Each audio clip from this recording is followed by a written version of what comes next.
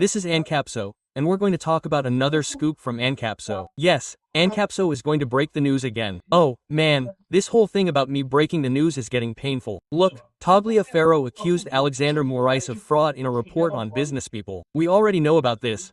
I already made a video about it, right? Do you remember the case? This happened because of this article here.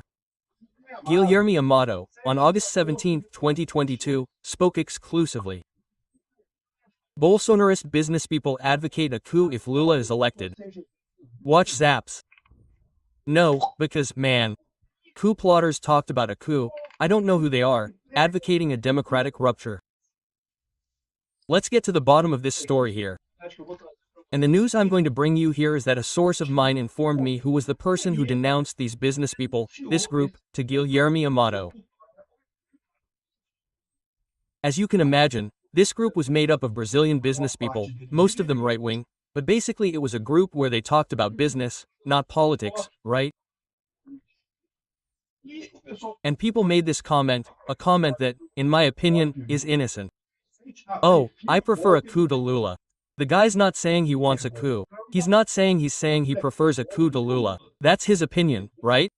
But of course, it's a closed group. Someone had to snitch. And I suspect this source of mine was the Portuguese businessman Nuno Vasconcelos.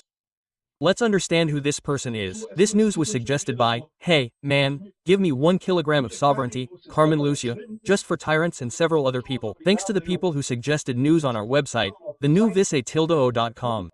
And thanks to you who are watching our video. If you like our content, please like it and subscribe to the channel, okay? Well, Guilherme Amado, you remember? Well, the news is coming because of this Tagliaferro story, who accused Alexander de Moraes of fraud in a report on business leaders. So, remembering the story, back in August 2022, the year of the elections, this article by Guilherme Amado came out saying that pro-Bolsonaro businessmen defend a coup.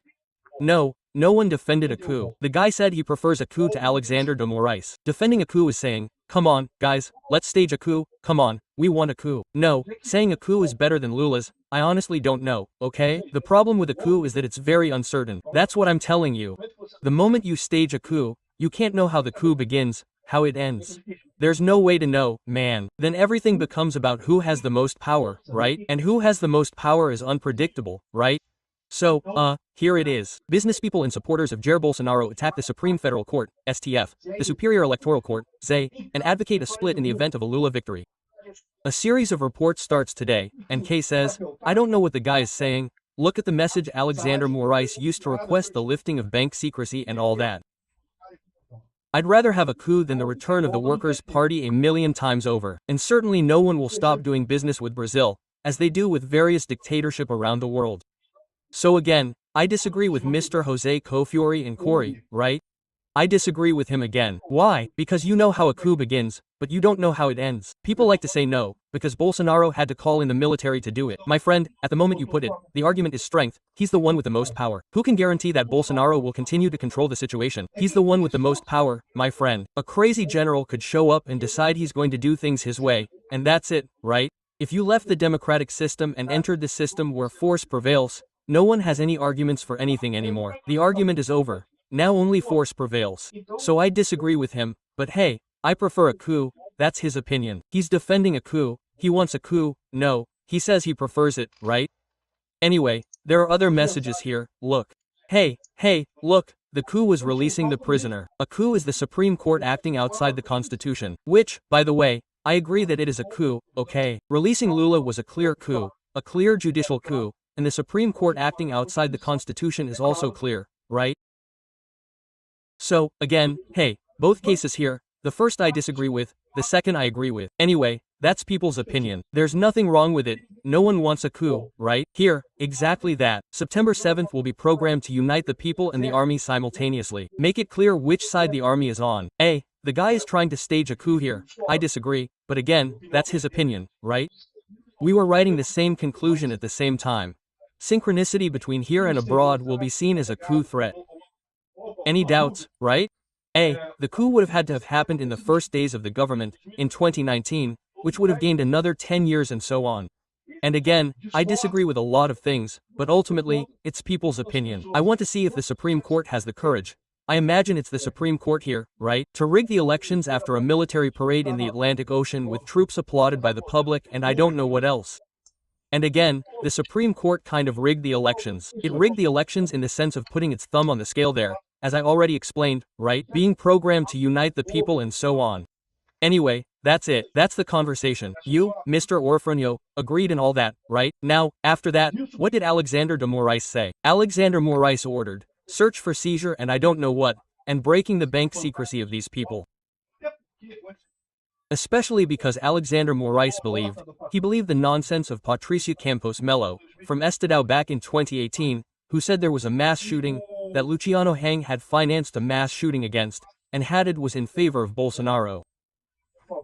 That's why Bolsonaro won, because there was a mass shooting. He said it's nonsense. No one will vote because of the mass shooting. That's absolute nonsense. But Alexander Moraes is in this group, right? He's in the spirit of, right? His white knight who will save the left in Brazil. And then he decided to ask for the breaking of Luciano Hang's bank secrecy. I don't need to tell you that he found nothing, right? Because if he had found Luciano Hang, he would be in jail. Do you agree with me? Luciano Hang. He stripped Luciano Hang of his political rights. He never ran for office. He took a bunch of, random actions against him, which is absurd.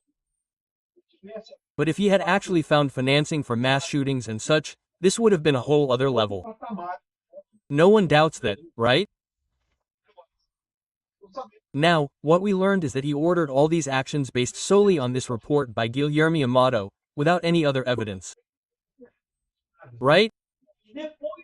And then after that, he asked Eduardo Tagliaferro to concoct a report, write a report explaining what everyone did, what each person did, and I don't know what everyone did in this whole story.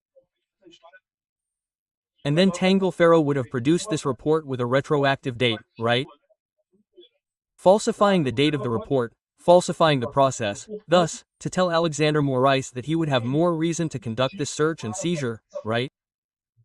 So, this is absurd. But that begs the question, right? Who leaked this? It was certainly a businessman. This group here had about 200 business people, according to my source. And it was a group focused on business people, on Brazilian politics, but from a business perspective, discussing policies, laws, and such, it makes sense. These people are business people, right? Business people end up being affected by the government and such. There are anarcho-capitalist groups, there are right-wing groups, there are religious groups, there are business people too. No big deal, right? And then the problem is that this group of business people wasn't just legal business people.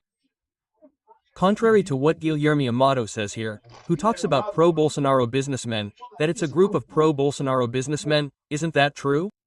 There were many businessmen who supported Bolsonaro, but it wasn't a group of pro-Bolsonaro businessmen, right? It was a group of businessmen, period. And there were about 200 businessmen, according to my source. It was a group of businessmen, as my source says, and no one knows, no one is sure who it was. But everyone in the group is suspicious after the people assessed who was responsible, because look, most of the people are known, we know each other. 200 people isn't that many, most of the people are all friends, right? You know things, so you wouldn't do something so dirty as to leak a private conversation to the press. The conclusion they reached, and this is the opinion of the people in the group, is that Mr. Nuno Vasconcelos was the one who leaked it. And who is Nuno Vasconcelos? Nuno Vasconcelos is this guy here. Let me show you. This guy here, a Portuguese and Brazilian businessman. He has dual nationality. He was born in Portugal, but he also has Brazilian nationality. He has several companies here in Brazil. He owned Portugal Telecom's IG account. He had a stake in Portugal Telecom. The guy is rich. He has a ton of money. And he was in this group of businessmen. And I don't need to explain to you that he's a close friend of Lula. He's a close friend of Lula, a close friend of the left, a close friend of Zé Dirceu. Zé Dirceu is super close friends with Nuno Vasconcelos, right? And so, he was probably in this group too. And, according to the suspicion of the rest of the group, he was the person who leaked this information to, Guilherme Amado for publication in his column, which resulted in all this confusion, right? So, for example, first to know who Nuno Vasconcelos is, he's a guy who doesn't appear much, you don't hear much about him. He's not a politician, he's a businessman, a discreet businessman. But I always tell you, right? Brazil is connected to the aristocratic elite of Europe. We're going through this whole process we're going through here. We're not fighting for Brazil's sovereignty. We're doing Europe a favor. The European left is desperate because of the loss of power there too. The right is growing there in Europe, and so a lot of people have come together to fight against the right. Not that we have to find it, let's make Brazil a test tube. Let's do a trial here in Brazil to see if we can end the right through judicial persecution. Let's try, right?